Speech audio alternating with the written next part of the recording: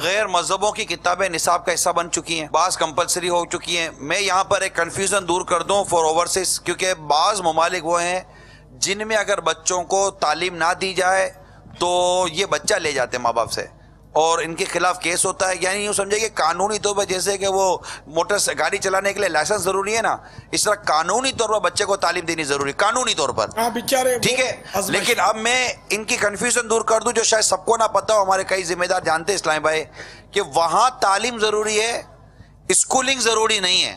اس کے لیے مطلب کوئی جتنا کم سے کم اپنے بچوں کو آپ فتنوں سے اور ان تمام تر برائیوں سے بچا کر چلا سکتے چلائیے، اس کو مجبوری کا نام مت دیجیے۔ لیکن باپا سیدھی سی بات یہ ہے کہ اس وقت دنیا بھر میں جو سب سے زیادہ ڈیمانڈ اگر کسی چیز کی ہے نا، وہ دارالمدینہ ہے۔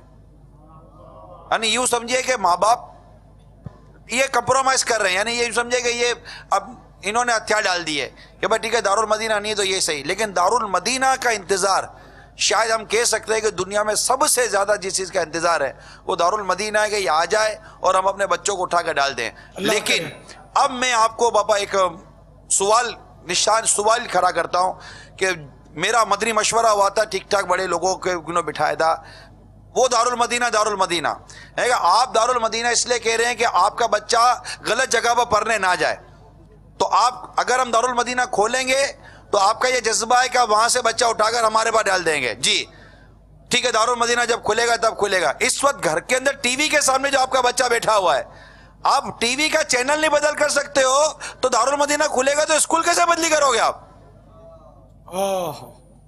یہ تو آپ کے ہاتھ میں ہے نا۔